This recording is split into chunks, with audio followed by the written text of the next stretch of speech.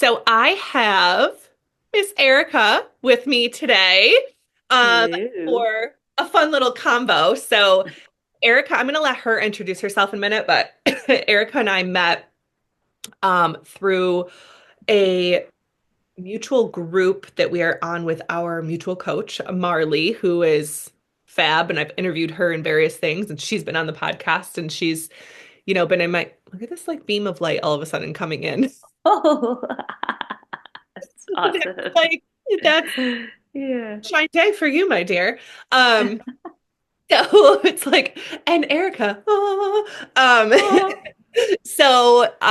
Yeah, so we met through this group that we are in for just transformation. And I've been working with Marley for a couple of years, so I don't even know what group I'm in of hers now, but it's yeah, Reclamation, I believe, is the one that we are in I together. think so. Yeah. And it's just been really great to get to know you. And I'll let you share your story, but the whole thing, like watching you move your whole life and go Yeah. after this dream that you've had on your heart for years and this like little voice that's been in the back of your brain for so long of wanting to do this and like Yeah. living it in real time is just like so fun to watch you, and you're hilarious and your stories are so funny. So I'm gonna let you just introduce yourself of who you are, what you do. I know you have like a day job and you're I pursuing do.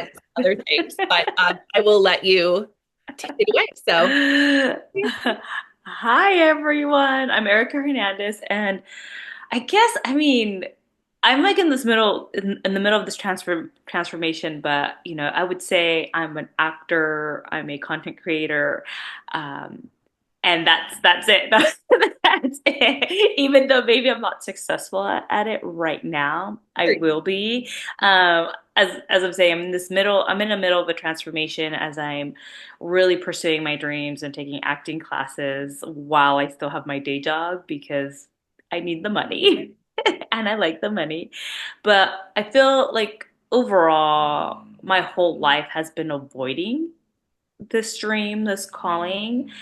And I'm a late bloomer. It took me like 42 years to really go, okay, you got to do this. It's all or nothing. Your life, every day you wake up like not pursuing it. And I have to backtrack a little bit because I have so many thoughts going into my head all at once that I can't form one thing. But like share it after all. pursuing it, yeah, after like not pursuing it for so long, um, it was just always in the back of my mind, right? Like I just ignored it and was like, what if I do this instead? This is kind of similar, or do this instead. And just every day I woke up kind of feeling like something was missing in my life. And when I started pursuing this this acting thing, which has only really been in the past like few months, and it hasn't even been like a whole year. It's like I feel forever, more complete. Yeah, I feel more complete. And it really took me like 42 years to really just do it.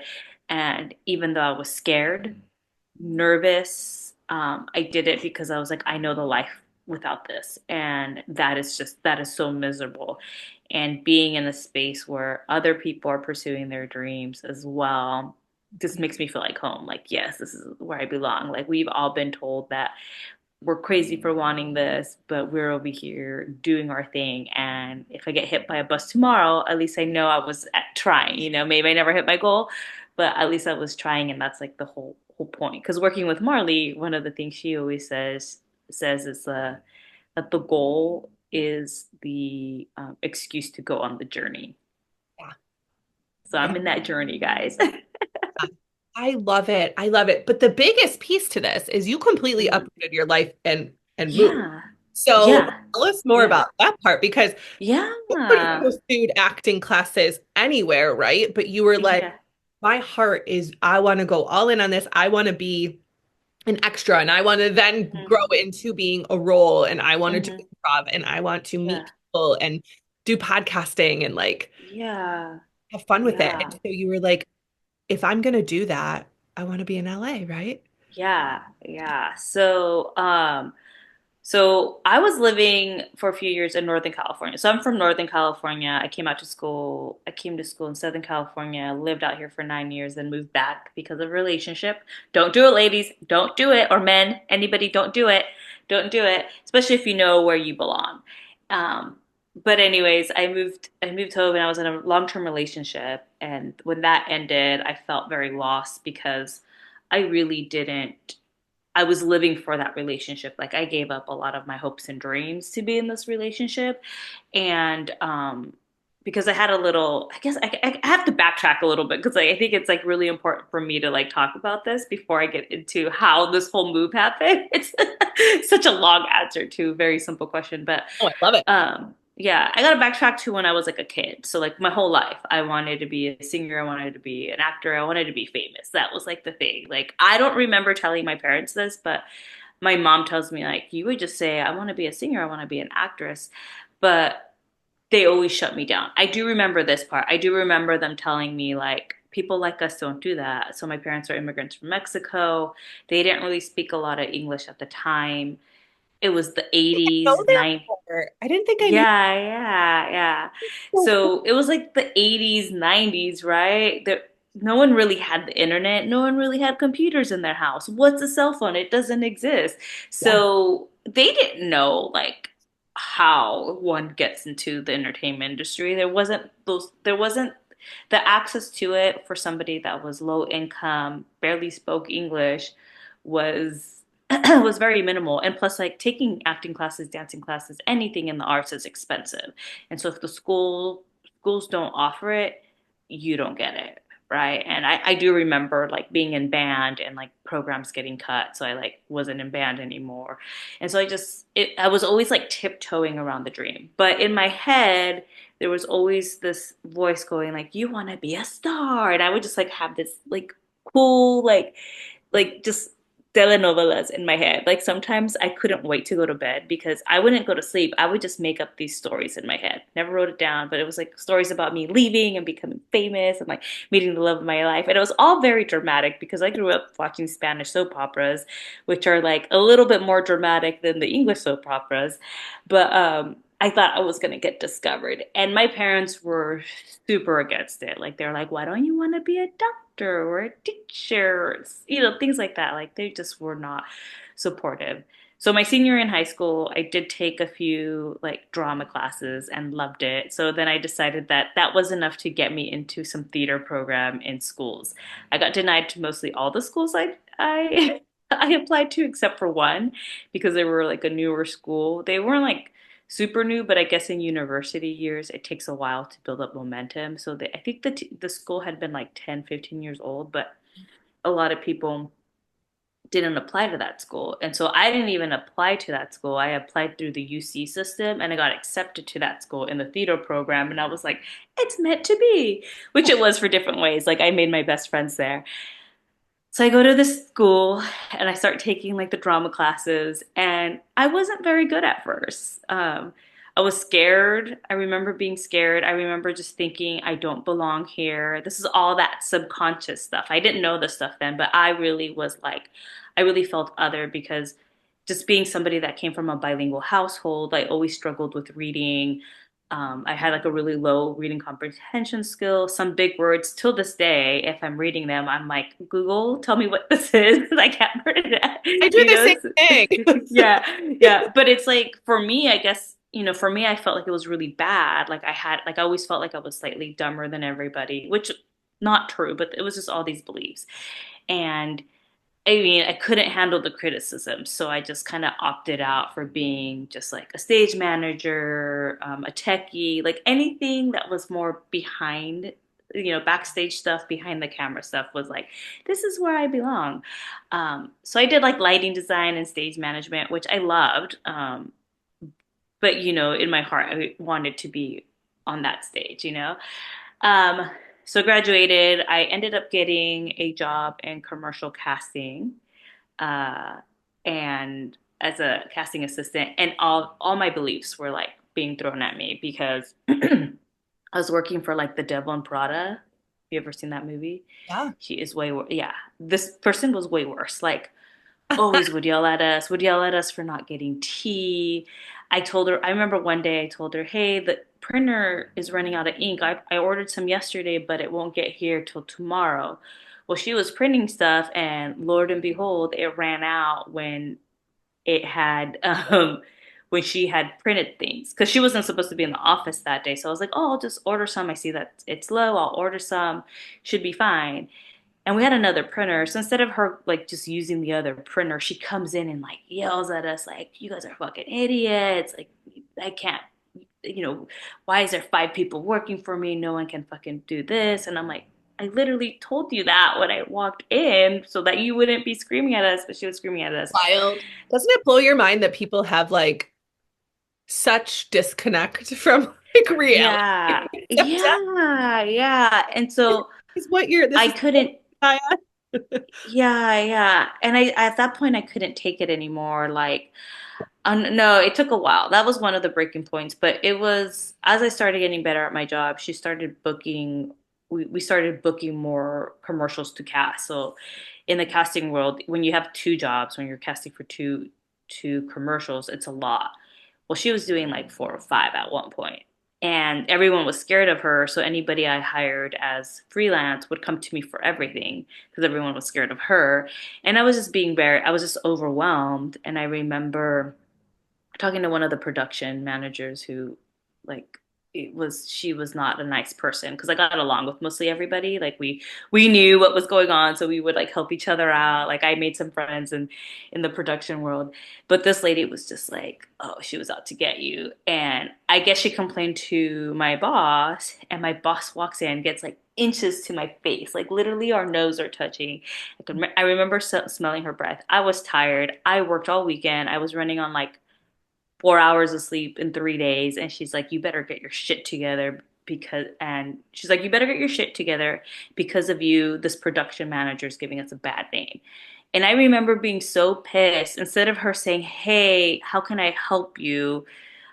I know you have a lot going on. Like, what can I do to help? She came and yelled at me and told me to get my shit together. But like, I had my shit together as much as I could. I was just being overworked and underappreciated, and she just wanted me to be her slave, basically. And I remember just being so mad. I took everything in my power not to punch her in the face. Like I really wanted to punch her. She walked away. She did it in front of a friend of mine who was Like, working I'm some not gonna freelance. get arrested for this woman. Yeah, Like, I'm no. not gonna punch a 50-year-old woman. I was like in my 20s. And yeah, my friend was right next to me. She was like, "Are you okay?" And I was like, "I'm gonna quit." And sure, Lord and behold, like quit the like within a few days. But that was like a point where I was like, I really don't belong. And I really believed all that negative self-talk and like years of people telling me that. And I was like, yeah, I really don't belong and I was really distraught when I quit because I actually loved doing the actual job.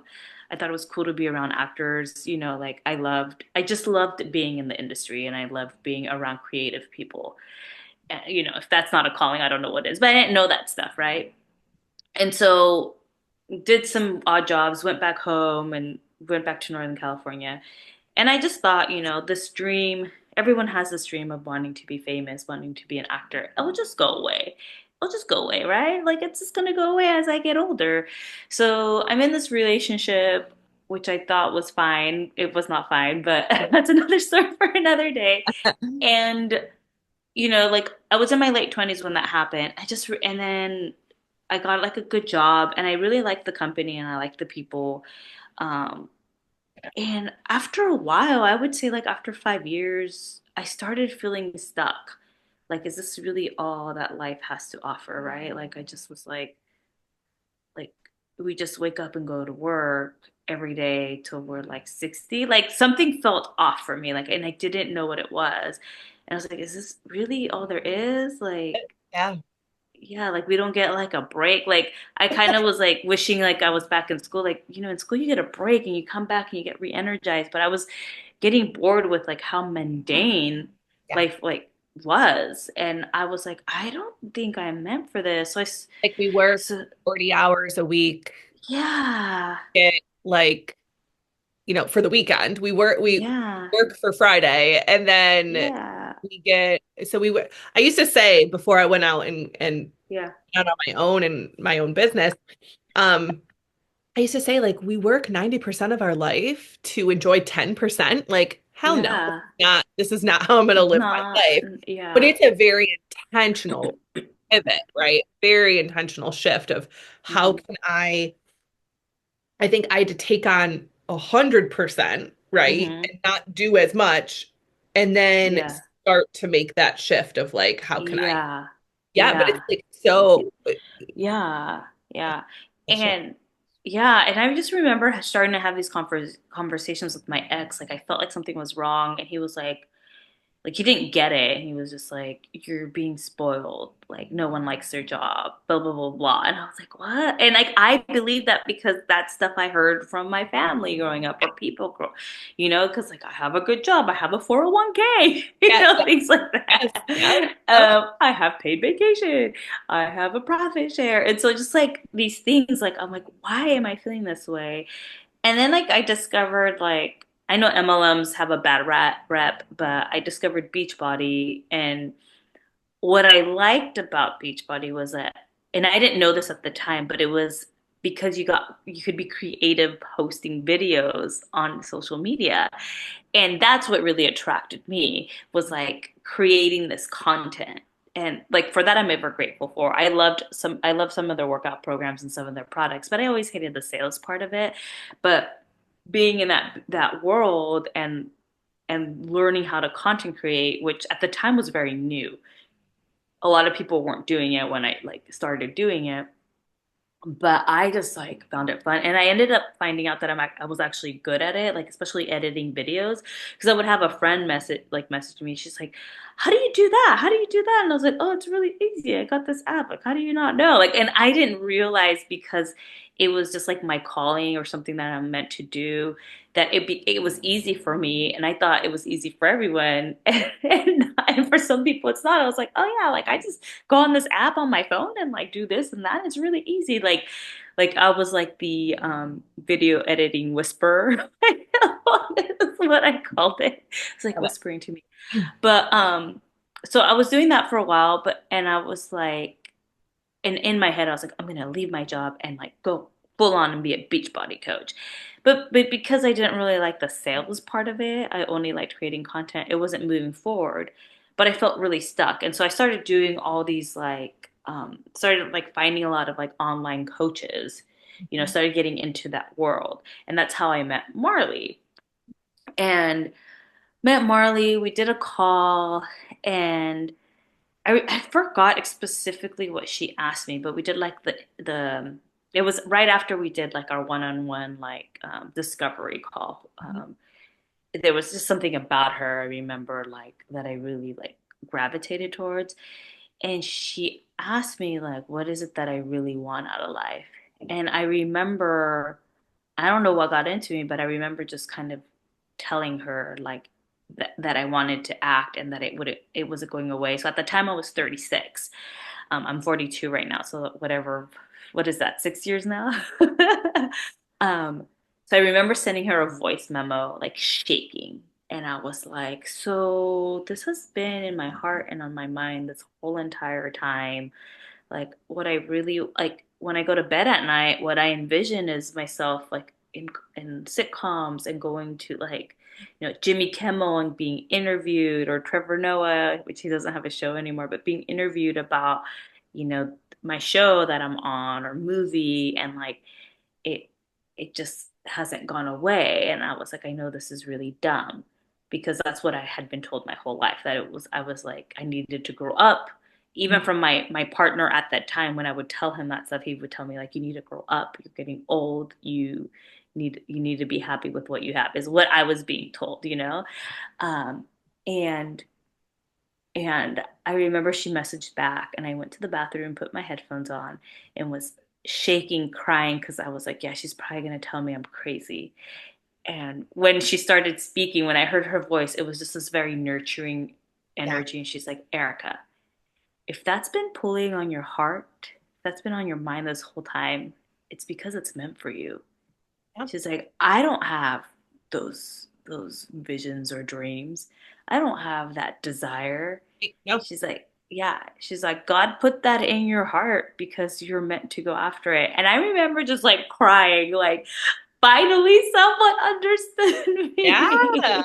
Yeah. And from that point, I had to do a lot of healing work. So it took me basically 6 years, like, yeah, being heard, but there was just a lot of things, I had to leave that relationship. And I think that was a big catalyst. Like leaving that relationship really had me looking at where I had my life because I wasn't where I wanted to be. And that life I had built was built around this relationship that was shaky from the very beginning.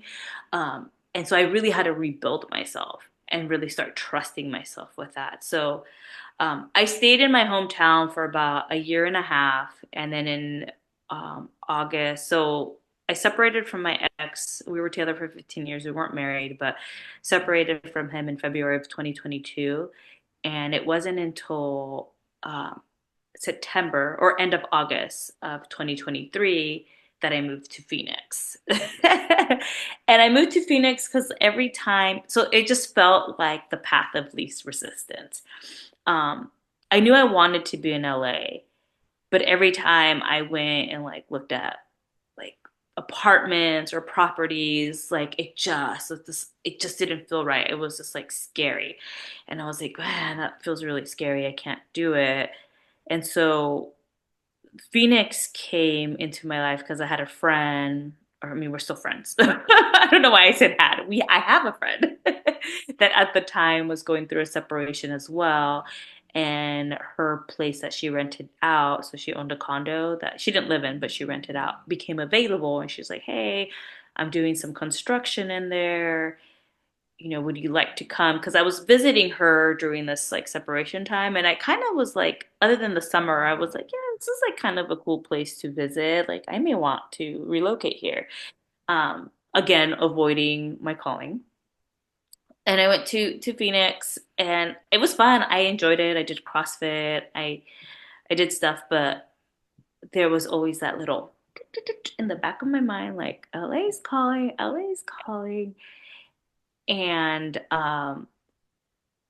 after, well, it wasn't like 9 months, but I was there for 3 months. And like in January, I knew I was like, all right, I Oh, gotta be back in LA and I'm gonna be back by the summer, like leave here. And like, yeah, so it was just kind of this whole process of like really knowing that I was worth it.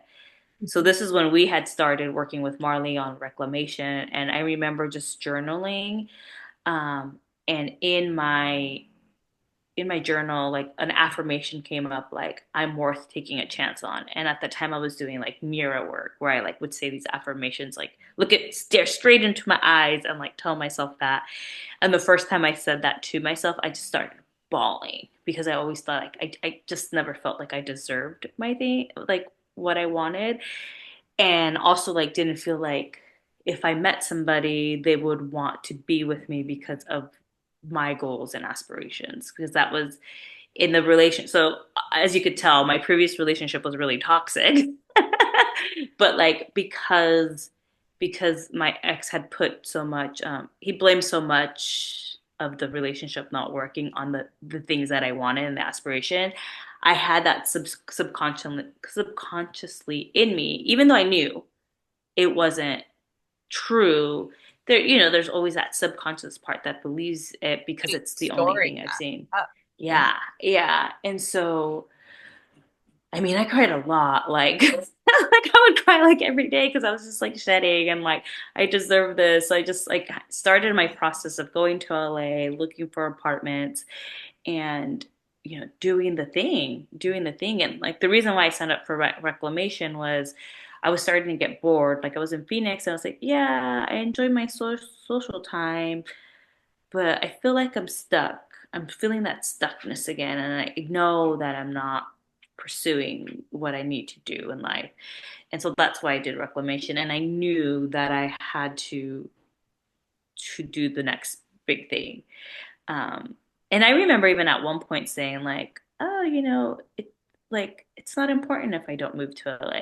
But I think what I was letting go of in that time was like LA would make me happy. Like I let go of like once I move to LA, I'll be happy. It was more like I love LA and I want to move there, and I'm gonna be happy because I'm living out my dreams, not because I'm in LA. Like LA is not going to make me happy. I'm going to be happy and then explore the city, which it sounds weird when I say it, but you get what No, I I mean. totally get Yeah. it.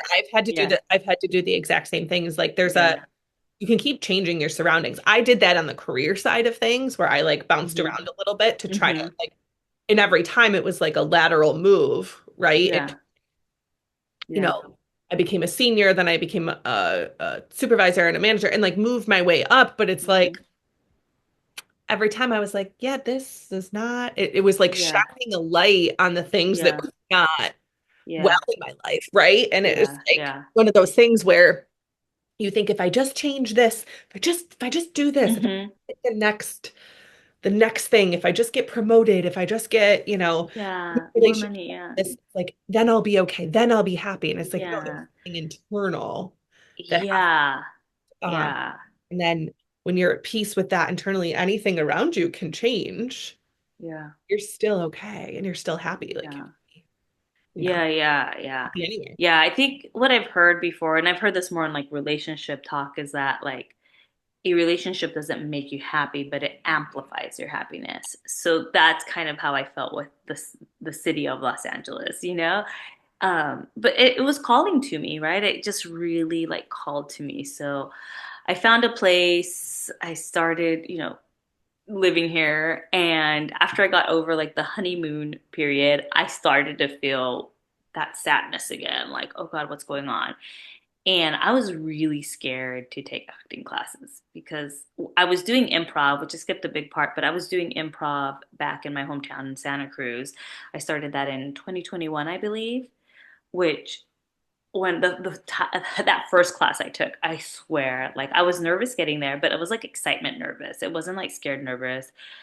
And I remember like leaving and just being so high off of it, like super excited, super energized, super like just like I felt like I had just gone to Disneyland as a kid. Like, Mm. oh my God, this is so amazing.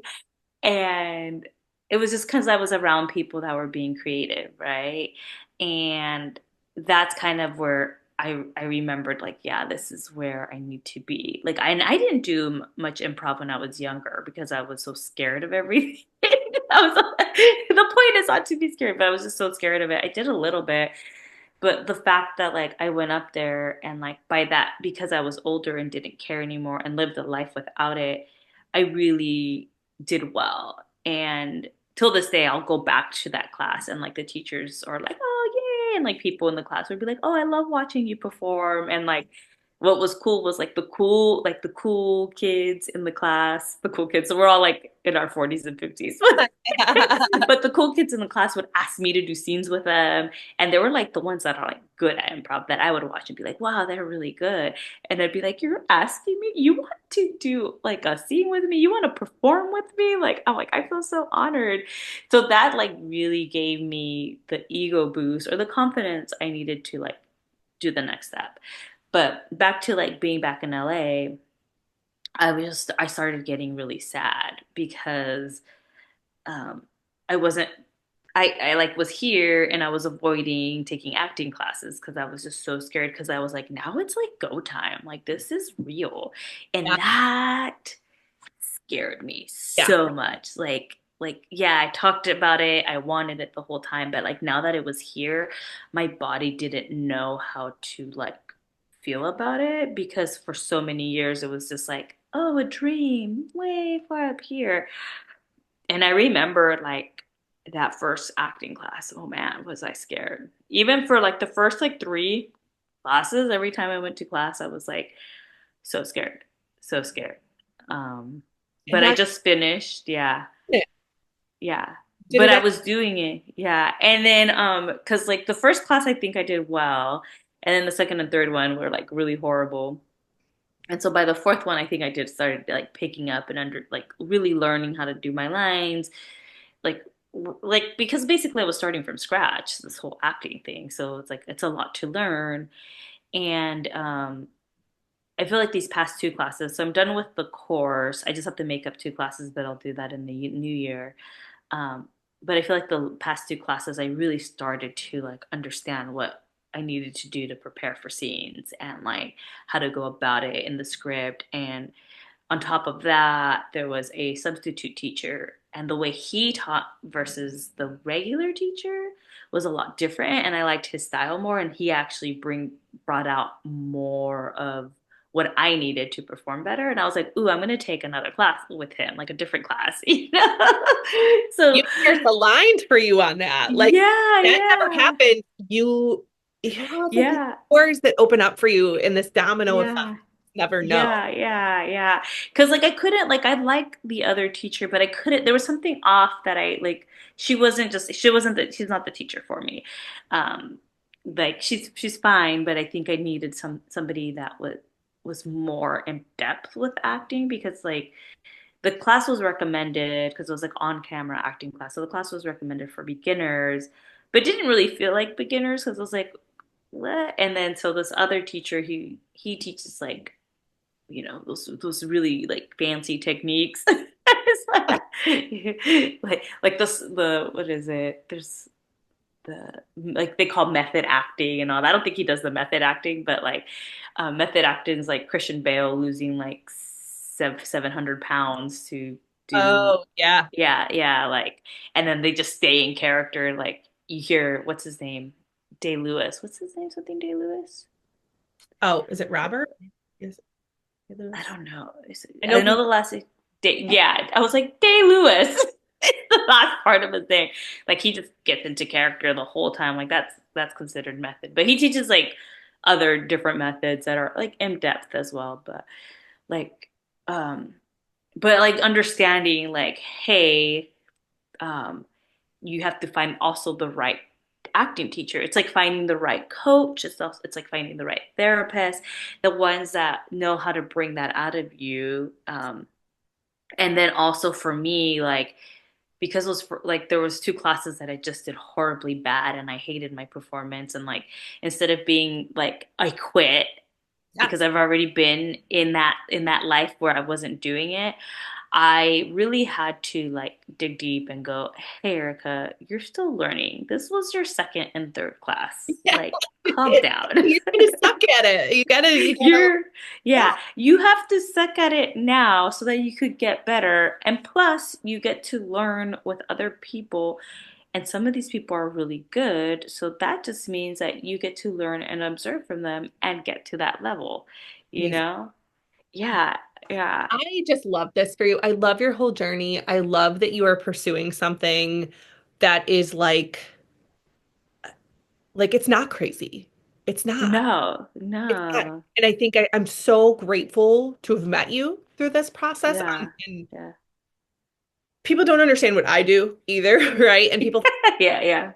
even like some of my husband's like best friends have been like, what is your wife doing? Right? Like, why is she showing up on social? And like, what Yeah, is she yeah. doing? Right. And like, it's like, oh, I'm triggering something in them. Okay, good. Hmm. Right. Like, Yeah, and yeah. so I think it's this whole pivot on like, just because other people don't understand our dream, they're not supposed to, Yeah, for us. It's for, yeah. and their dream is different than my dream, than that dream, than their dream. And so I love that you're starting to really step into that. Um, Yeah, and it's so fun watching you, and I'm excited just to see where this goes for you. And yeah, yeah. one day I'm going to be like, oh, I knew her back when. I knew. I knew her See back proof in the podcast. Proof in the podcast. podcast, right? Like Yeah, I knew her back when yeah. before she became all this famous, and Yeah, I yeah. think it's Yeah. I great. mean, I think for me right now, like I'm just happy to be on the journey. Like I'll sit there and be like, God, I did it. I did it, you know? And I'm not even there yet. Like I'm barely starting. It is. Like, and that's the thing. Yeah. Sometimes we have to sit. I just wrote about this today. Like, sometimes, like, I've been like emotional on and off in these past couple months, just really Hmm. reflecting on this past year and Hmm. previous, and been like, I am literally living Hmm. what I wanted 5 years ago. Like, Hmm. literally Yeah. everything. Yeah. And I'm like, I've traveled the world and I have more travel plans, and I'm meeting remarkable people. I'm coaching Yeah. humans. I'm Yeah. providing therapy and coaching to people that really truly Yeah. and my family is amazing and we're thriving and my marriage is Yeah. great. And like, it's just wild, right? To think like, Yeah. dang, if I gave up 5 years Exactly. ago, where would I have been, right? Yeah.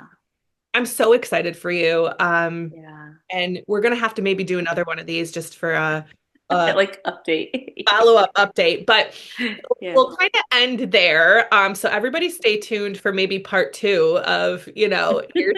If Um, I'm not busy and booked, but just kidding.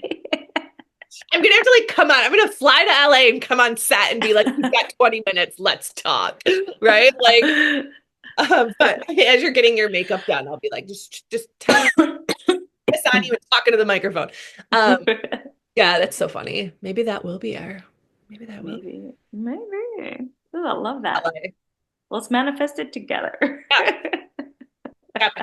So I like to say to wrap things up, what would you want peeps to know in way of just a little nugget, like a word or a saying that has stuck Mm. with you that you would like to? Ooh, yeah. This isn't my word. This isn't my phrase, but I got it from Marley, and I don't know if she got it from somebody else. But one of the things that like pushes me when I think I can't is feel the fear and do it anyway. I love it. And what an actress thing to say. What an actress thing to say. Yeah. Like that literally got me to Over. those classes, got me to sign up. It was like, do the fear, do it anyway. Okay. I'm really scared right now. Okay. I'll do So scared. it. I love it. Well, thank you for this. This has been really fun. We're Thank gonna have to do a part two. you. And yeah, we'll just stay connected. And I can't wait to We watch shall. things. So, Thank you. all Yeah. right. And for all you peeps, where can we find you? Oh yeah. My IG handle is be silly with E. So I'll instead put of it be in the silly show with notes. me, yeah, it's be silly with E. Yeah. All one word. I don't think any capitals, just Yeah. together. And I'll put it in the show notes so people can follow you in your journey. But All right, thank you, my cool. dear. Thank you.